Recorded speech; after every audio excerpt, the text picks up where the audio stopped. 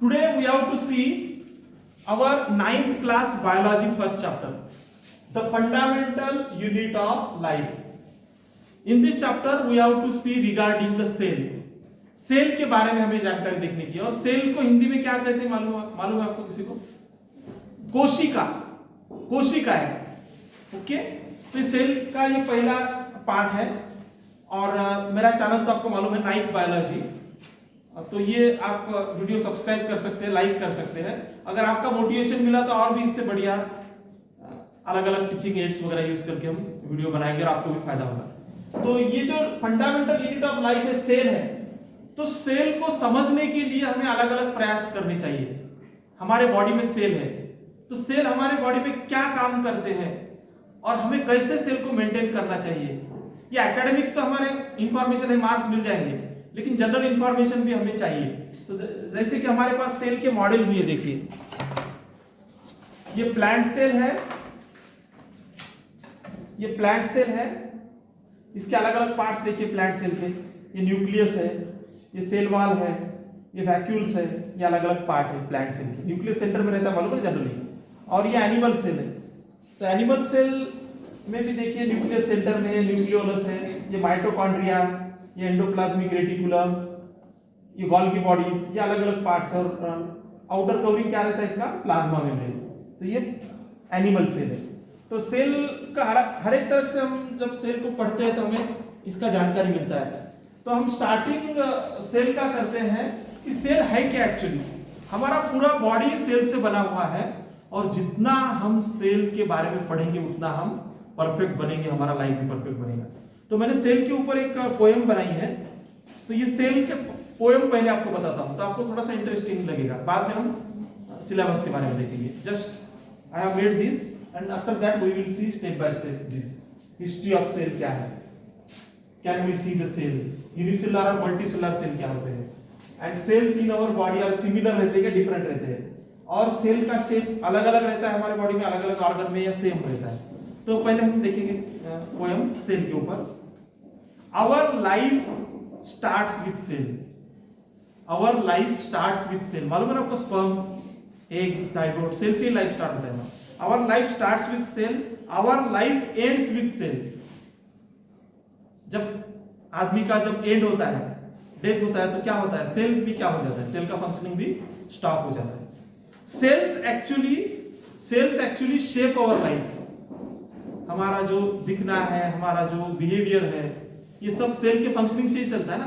तो cell actually shape our life and cell actually build our life. तो cell से ही हमारा लाइफ बिल्ड होता है, सेल से ही बनता है। We can maintain our cell, हम मेंटेन करते हैं सेल को। हाँ, अच्छी तरह से खा पी के, अच्छी तरह से सोच के, एक्सरसाइज करेंगे तो हमारे सेल का फंक्शनिंग, सेल का स्ट्रक्चर भी कैसा रहेगा?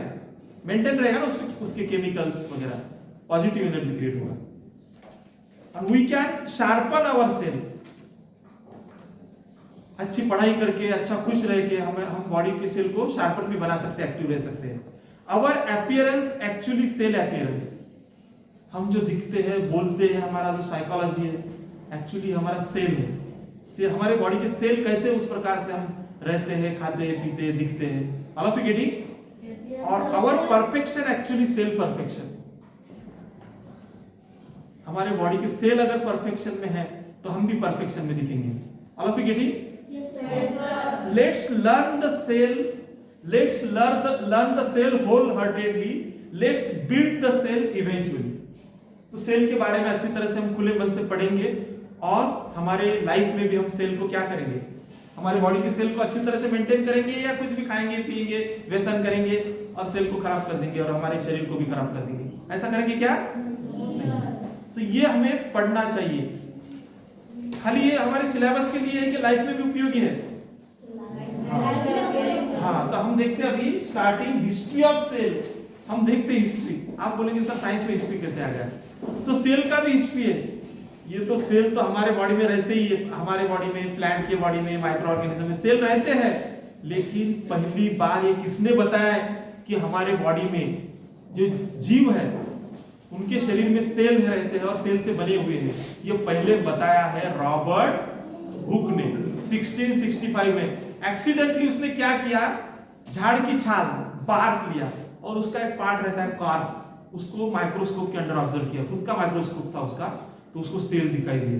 तो पहली बार दुनिया को सेल दिखाई दिए 1665 में। तो उससे पहले मालूम था क्या कि हमारे बॉडी में सेल रहते हैं। अभी तो इतना डेवलपमेंट हुआ है कि सेल के अंदर के डीएनए, जीन्स इतना डिटेल में हम देख सकते हैं इलेक्ट्रॉन माइक्रोस्कोप के जरिए। उस वक्त इतना डेवलपमेंट था क्या? तो रॉबर्ट हुक ने शुरुआत किया सेल का, और सेल का स्टडी जिस ब्रांच में करते हैं बायोलॉजी के, उस ब्रांच को कहते हैं cytology. All of you getting? Cytology, study of cell is called cytology. तो सेल के बाद में बहुत कुछ डिस्कवरी होते गए। बाद में एक साइंटिस्ट आया रॉबर्ट ब्राउन, पहले रॉबर्ट हुक था, रॉबर्ट ब्राउन आया, उसने बताया कि सेल के अंदर न्यूक्लियस रहता है, न्यूक्लियस उसने डिस्कवर किया। बाद में पुरकिंजे नाम का साइंटिस्ट आया, उसने सेल के अंदर का जो पानी है, लिक्विड कंपोनेंट, साइटोप्लाज्म कहते हैं, वो उसने डिस्कवर किया। बाद में सेल थ्योरी, शेल्डिन एंड शॉन नाम के साइंटिस्ट ने सेल थ्योरी प्रपोज की। तो उसने बताया कि each living organism is made up of cell.